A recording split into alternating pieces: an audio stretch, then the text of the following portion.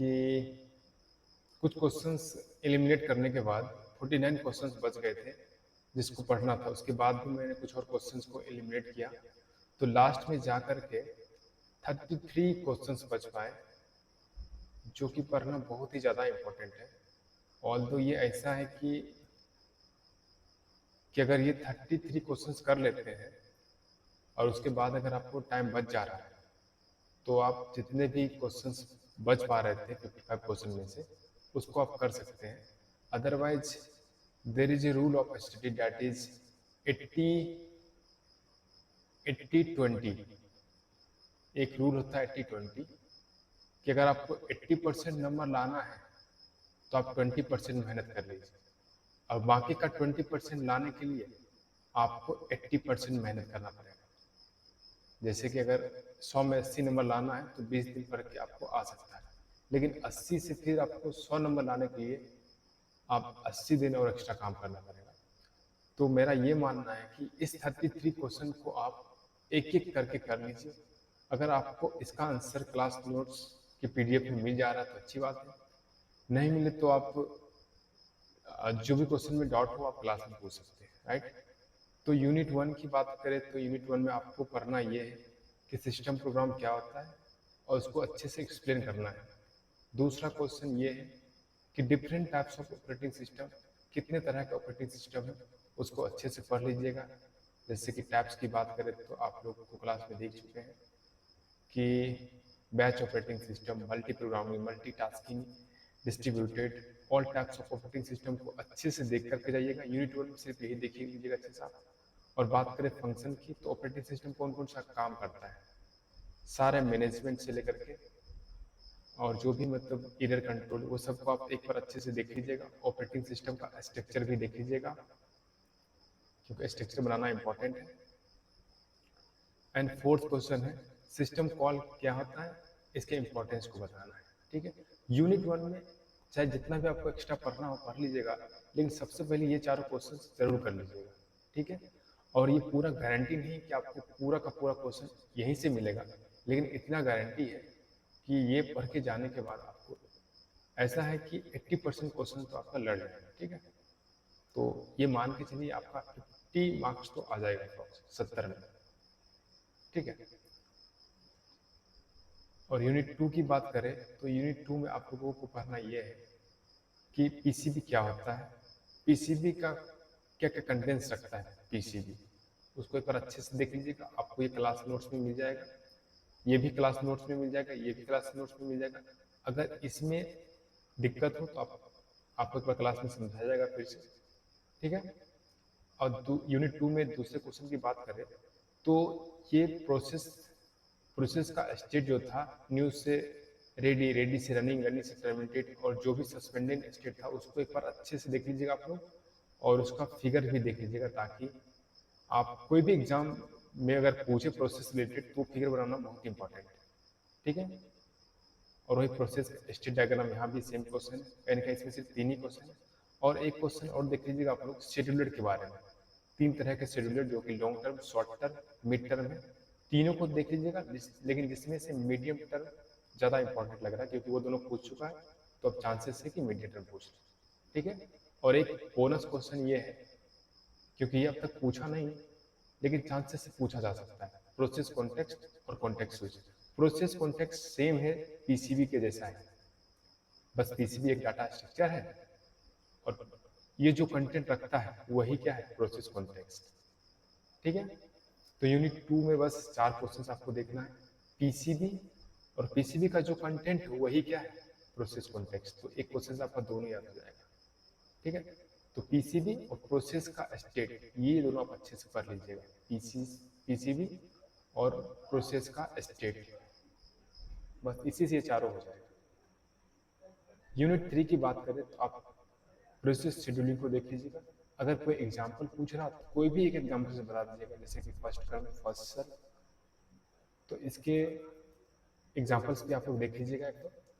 Unit 3 में ही है, semaphore के बारे में अच्छे से पढ़ लीजिएगा, और सिंक्रोनाइजेशन के बारे में देख लीजिएगा आप लोग। सिंक्रोनाइजेशन में ही सेमाफोर भी आ जाएगा आप लोग को, ठीक है। फिर बात करें मैसेज पासिंग देख लीजिएगा आप लोग, जो कि कोऑपरेटिव प्रोसेस का एक मॉडल है। मैसेज पासिंग के डिफरेंट मेथड्स हैं, उसमें से ये भी मेथड्स है। तो इसको अगर अच्छे से आप पढ़ लीजिएगा तो ये भी आपका कवर हो गया, ठीक है। और यही सीपीयू शेड्यूलिंग भी है, जैसे यहाँ पे एसजेएफ राउंड रॉबिन है, तो एक दो और आप देख लीजिएगा फर्स्ट कम फर्स्ट सर्व, जिससे आपका पूरा सीपीयू शेड्यूलिंग ही कवर हो जाएगा। और बात करें आईपीसी का प्रॉब्लम, प्रोसेस सिंक्रोनाइजेशन का प्रॉब्लम, जैसे प्रोड्यूसर कंज्यूमर, ये देख लीजिएगा। और एक reader sorry dining philosopher problem भी देख लीजिएगा आप लोग, डाइनिंग फिलोसफर, ठीक है। ये सीपी शेड्यूलिंग का है। क्रिटिकल सेक्शन को आप लोग अच्छे से देख के जाइएगा। और कोऑपरेटिव प्रोसेस अगर आप अच्छे से पढ़ लेते हैं तो ये क्वेश्चन ये कोऑपरेटिव प्रोसेस के अंदर ही आ जाता है, ठीक है। इस तरह से यूनिट 3 में आपको 1 2 3 4 5 6 7 8 9 10, ये नाम का 10 है, लेकिन इसमें कहने के 5 ही टॉपिक पढ़ना है आप लोग को। जैसे कि प्रोसेस शेड्यूलिंग अगर पढ़ लेंगे, इसी को अच्छे से पढ़ लेंगे तो इसी में आ जाएगा ये और ये, 3 तो एक ही में चला गया। सेमाफोर अगर आप अच्छे से पढ़ेंगे तो सेमाफोर के अंदर ही आ जाता है सिंक्रोनाइजेशन, क्योंकि सिंक्रोनाइजेशन मेंटेन होता है सेमाफोर के द्वारा, यानी सिंक्रोनाइजेशन में भी आपको सेमाफोर के बारे में ही लिखना है, क्योंकि सिंक्रोनाइजेशन के लिए टूल जो होता है वो सेमाफोर ही है, ठीक है। बात करें अगर ये मैसेज पासिंग, इसके डिफरेंट मेथड्स की, अगर ये अच्छे से देख लीजिएगा आप तो ये भी आपका कवर हो गया, ठीक है। अब आते हैं यूनिट 4 में। तो यूनिट 4 में आपको पढ़ना ये डेडलॉक क्या होता है, डेडलॉक की कंडीशन को अच्छे से आप याद कर लीजिएगा क्या क्या है, एक्सप्लेन भी वहां पे कर पाए, ठीक है। सेम क्वेश्चन, ये जो क्वेश्चन सेम क्वेश्चन ये भी है, बस थोड़ा सा पूछने का तरीका डिफरेंट है। दैट मीन्स कि आपको डेडलॉक को अच्छे से पढ़ लेना है और डेडलॉक के कंडीशन को देख लेना है, ठीक है। और डेडलॉक को ब्रेक करने का 2 मेथड, जैसे कि रिसोर्स या प्रोसेस, कोई 2 मेथड आपको बताना है, रिसोर्स को लेकर के या फिर प्रोसेस को लेकर के, ये देख लीजिएगा। अब देखिए डेडलॉक को हैंडल करने के डिफरेंट मेथड्स हैं, जैसे कि deadlock ignorance, deadlock avoidance, detection and recovery और बैंकर्स एल्गोरिथम। ये चारों एल्गोरिथम एक बार, ये चारों डेडलॉक हैंडलिंग मेथड पर के जाइएगा। सेम क्वेश्चन यहाँ भी है, डेडलॉक हैंडलिंग मेथड। और एक है safe state and unsafe state, यानी डेडलॉक जब होने की स्थिति हो तो वो अनसेफ स्टेट, जब होने की स्थिति नहीं हो तो सेफ स्टेट। बस यूनिट 4 में आपको कहने के अच्छे से डेडलॉक पढ़ लेना है, डेडलॉक के कंडीशन को पढ़ लेना है और डेडलॉक हैंडलिंग के मेथड को देख लेना है, और कोई भी 2 तरीका देख लेना जिससे कि डेडलॉक को रिकवर किया जा सके, ब्रेकिंग किया जा सके, ठीक है। अब आते हैं यूनिट 5 में। यूनिट 5 में आपको पढ़ना है पेजिंग के बारे में, थ्रेसिंग के बारे में, ठीक है। और फिर देखना आपको वर्चुअल मेमोरी को थोड़ा सा देख लीजिएगा अच्छे से आप लोग। फिर देख लीजिएगा एड्रेस बाइंडिंग, और एड्रेस बाइंडिंग के डिफरेंट टाइप्स को देख लीजिएगा, जिसमें डायनेमिक पूछा है। आप एक बार compile time address type binding भी देख लीजिएगा और रन टाइम भी देख लीजिएगा, ठीक है। फिर देख लीजिएगा आप लोग सेगमेंटेशन को और मेमोरी मैनेजमेंट, तो है ये कहने का यूनिट 5 ही है मेमोरी मैनेजमेंट के बारे में, तो इसको अच्छे से आप देख लीजिएगा। और कुछ पेज रिप्लेसमेंट एल्गोरिथम जो कि आप सीओए में पढ़े होंगे, फीफो, एलआरयू, एमआरयू, ये सब को आप एक बार देख लीजिएगा अच्छे से। और डिस्क शेड्यूलिंग एल्गोरिथम ये अब तक हम पढ़ाए नहीं, तो इसको पढ़ाएंगे हम, ठीक है।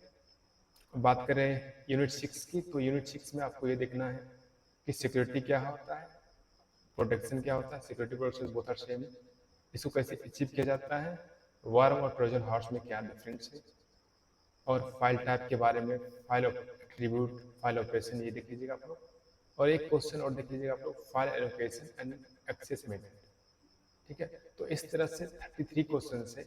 इस 33 क्वेश्चन को अगर आप कर लेते हैं तो ये मान के चलता हूँ कि 70 में से कहीं ना कहीं 80% आपको आ जाएगा।